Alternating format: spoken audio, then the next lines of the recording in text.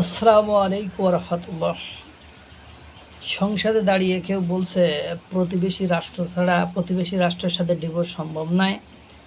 বউ ছেড়ে দিলে দেওয়া যাবে, বউকে ডিভোর্স দিলে দেওয়া যাবে, কিন্তু প্রতিবেশী রাষ্ট্রের সাথে ডিভোর্স সম্ভব নয়, সম্পর্কের অবনতি সম্ভব নয়। কিন্তু দুর্ভাগ্য হলো সত্য যে মানুষকে উস্কানোর জন্য এমন এমন নিউজও আমরা শুনতে পাই যে হাসিনার চুক্তি নিয়ে বিপাকে সরকার, মানে ভারতের সাথে হাসিনার চুক্তি নিয়ে বিপাকে সরকার। কাঁটাতারের বেড়া, ভারত সরকারের সঙ্গে হাসিনার দেশবিরোধী চুক্তি বাতিলের উদ্যোগ থমকে গেছে। অর্থাৎ ডক্টর ইউনূস নাকি অনেক কিছু করতে চাইছিল, নির্বাচিত সরকার এসে সেটা নাকি করতে পারছে না। এই ধরনের নিউজ করে উস্কায়ে জনগণকে ভালোই ভিউজ কামাই, ভালোই ভিউজ হয়। কিন্তু দুর্ভাগ্য হলো সত্য যে দেখেন, নিউজটা একটু শোনেন। আমি তো তালগোল কিছু পাইলাম না, কিন্তু শিরোনাম দেখে মনে হচ্ছে, থাম্বনেইল বা ক্যাপশন দেখে মনে হচ্ছে কি না কি ঘটনা, আর হাসিনা কি না কি করে ফেলেছে। কিন্তু দুর্ভাগ্য হলো সত্য যে মনোযোগ দিয়ে শুনে দেখি মানে পুরোটাই আর কি চাপাবাজি ছাড়া আর কিছুই নয়। একটু চলেন আপনাদেরকে শোনাই নিয়ে আসি। লিখেছেন এম এ নোমান। চলুন দর্শক, লিড নিউজটির বিস্তারিত জেনে নেওয়া যাক। বাংলাদেশ ভারত সীমান্তে কাঁটাতারের বেড়া নির্মাণে শেখ হাসিনার আমলে সই হওয়া দেশ বিরোধী চুক্তি বাতিলের উদ্যোগ থমকে গেছে। গণ অভ্যুত্থানে ফ্যাসিস্ট শেখ হাসিনা সরকারের পতনের পর অধ্যাপক ডক্টর মোহাম্মদ ইউনূসের নেতৃত্বাধীন অন্তর্বর্তী সরকার এই চুক্তি বাতিলের সিদ্ধান্ত নেয়। এ লক্ষ্যে কার্যক্রম শুরু করেছিল তারা, কিন্তু ত্রয়োদশ জাতীয় সংসদ নির্বাচনের পর নতুন সরকার দায়িত্ব নেওয়ায় এ বিষয়ে দৃশ্যমান কোনো অগ্রগতি নেই। জানা গেছে, চুক্তিটি নিয়ে বেশ বিপাকে পড়েছে বর্তমান সরকার। অন্তর্বর্তী সরকারের সিদ্ধান্তের ধারাবাহিকতায় বর্তমান সরকার চুক্তিটি বাতিলের পথে হাঁটবে নাকি এটাকে বহাল রাখা হবে তা নিয়ে ধোঁয়াশা তৈরি হয়েছে।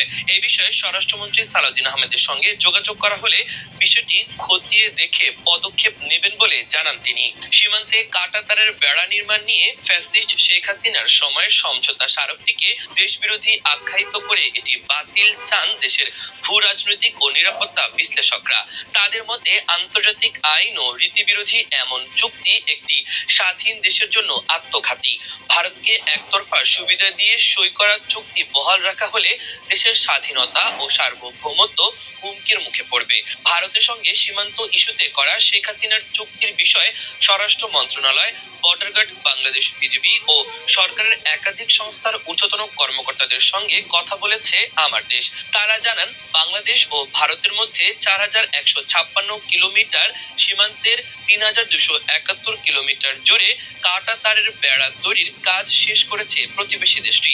আন্তর্জাতিক আইন ও রীতি ভঙ্গ করে 2010 সালে শুরু করে 2024 সালে শেখ হাসিনার পতনের আগ মুহূর্ত পর্যন্ত এ বেড়া নির্মাণের কাজ করে ভারত।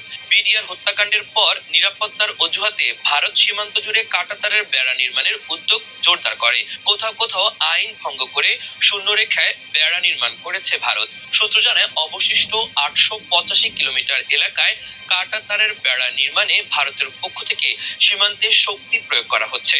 বিজিবি ও দেশের সীমান্ত এলাকার মানুষ বাধা দিলে বিএসএফ মানবতা বিরোধী অপরাধ মামলায় মৃত্যুদণ্ডপ্রাপ্ত শেখ হাসিনার আমলের চুক্তিগুলোর রেফারেন্স দিচ্ছে।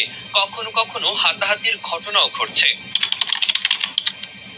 স্বরাষ্ট্র মন্ত্রণালয়ের সীমান্ত অধিশাখার কর্মকর্তারা জানান, বাংলাদেশ ভারত যুগ্ম সীমান্ত নির্দেশনাবলী 1975 অনুযায়ী উভয় দেশের শূন্যরেখায় 150 গজের মধ্যে প্রতিরক্ষা সংবলিত যে কোনো কাজ সম্পূর্ণের বিষয়ে সুস্পষ্ট নিষেধাজ্ঞা রয়েছে।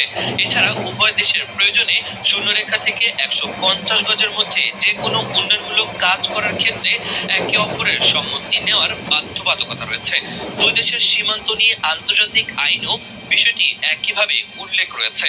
মন্ত্রণালয়ের একজন ঊর্ধ্বতন কর্মকর্তা জানান, 2024 সালের 5 আগস্ট ফ্যাসিস্ট শেখ হাসিনার পতন এবং পালিয়ে গিয়ে ভারতে আশ্রয় নেওয়ার পর কয়েক মাস প্রতিবেশী দেশটি সীমান্তে বেড়া নির্মাণ সহ জবরদস্তিমূলক কর্মকাণ্ড থেকে বিরত থাকে। ওই সময় সীমান্ত হত্যাও ছিল শূন্যের কোটায়।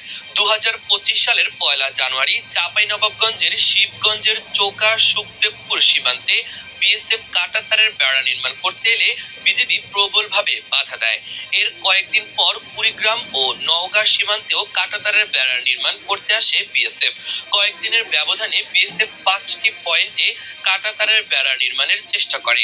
স্বরাষ্ট্র মন্ত্রণালয়ের কর্মকর্তারা জানান, বিজেপি প্রবলভাবে বাধা দিলে বিএসএফ এর পক্ষ থেকে 2010 সালে শেখ হাসিনার করা একটি চুক্তির রেফারেন্স তুলে ধরা হয়। সেখানে তারা জানায়, 3 বিঘা এলাকায় ওই চুক্তির আলোকে ভারত জিরো লাইনে অর্থাৎ শূন্য রেখায় কাঁটাতারের বেড়া নির্মাণ করে, যা ছিল আন্তর্জাতিক আইন ও 1975 সালের বাংলাদেশ ভারত যুগ্ম সীমান্ত নির্দেশনাবলীর স্পষ্ট লঙ্ঘন। তাতে উভয় দেশের শূন্যরেখার 150 গজের মধ্যে প্রতিরক্ষা সংক্রান্ত যে কোনো কাজ সম্পূর্ণের বিষয়ে সুস্পষ্ট নিষেধাজ্ঞা রয়েছে। এছাড়া উভয় দেশের প্রয়োজনে শূন্যরেখা থেকে 150 গজের মধ্যে যে কোনো উন্নয়নমূলক কাজ সম্পন্নের ক্ষেত্রে একে অপরের সম্মতি নেওয়ার বাধ্যবাধকতা রয়েছে। পররাষ্ট্র মন্ত্রণালয় সূত্র জানায়, বিজেপির এমন তথ্যের ভিত্তিতে স্বরাষ্ট্র মন্ত্রণালয় শেখ হাসিনার সময় করা সমঝোতা স্মারকের বিষয়ে পররাষ্ট্র মন্ত্রণালয়কে অবহিত করে। পররাষ্ট্র মন্ত্রণালয় ওই সময় ঢাকায় নিযুক্ত ভারতীয় হাই কমিশনার প্রণয় ভার্মাকে তলব করে এ বিষয়ে জানতে চায়। প্রণয় ভার্মা ওই সময় বাংলাদেশের তৎকালীন পররাষ্ট্র সচিব জসিমউদ্দিনের সঙ্গে দেখা করে শেখ হাসিনা সরকারের সময় সীমান্তে কাঁটাতারের বেড়া নির্মাণ নিয়ে একটি সমঝোতা স্মারকের কথা উল্লেখ করে। শিশুর অতিরিক্ত শারীরিক দুর্বলতা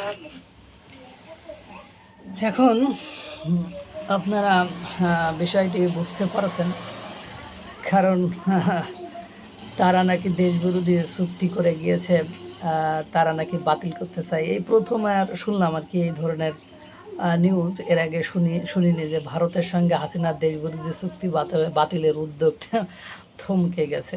এখন ঘটনা হয়েছে, আমরা তো অনেক আগে থেকেই মানে হাসিনা সরকার ক্ষমতায় থাকার কালীন সময় থেকেই শুনছি কাঁটাতারের বেড়া দেবে, মাদক পাচার হয়, এবং কেন্দ্রীয় সরকার নরেন্দ্র মোদী সরকার পশ্চিমবঙ্গের তখন তৎকালীন টিএমসি তৃণমূল সরকার মমতা বন্দ্যোপাধ্যায় ছিলেন, তিনি আপনার জমি দিতে অস্বীকৃতি জানান বা 5ই আগস্টের পরও জমি দিতে অস্বীকৃতি জানান। পরবর্তীতে নির্বাচিত সরকার বর্তমান সময়ে শুভেন্দু অধিকারী এসে আপনার জমি কেন্দ্রীয় সরকারকে দিয়ে দিয়েছে এবং তারা এই কাঁটাতারের বেড়া দেওয়ার। এখন আন্তর্জাতিক আইন মেনে যদি তারা তাদের জায়গায় বেড়া দেয় তাহলে তো কিছু করার নেই, কিন্তু এক্ষেত্রে আবার চুক্তি বা কবে হলো এই প্রথমে শুনলাম। যে আসলে এই ধরনের কোনো চুক্তি হয়েছে কিনা আমার জানা নেই। আর এটা সংবাদ আমার কাছে মনে হয় না যে এটা সঠিক সংবাদ এটা হতে পারে, কারণ উনি উস্কানির তালেই তো সবসময় ব্যস্ত থাকেন। বাকিটা আল্লাহ ভরসা। আল্লাহ তাআলা সকলকে ভালো রাখুক, সুস্থ রাখুক। আসসালামু আলাইকুম ওয়া রাহমাতুল্লাহ।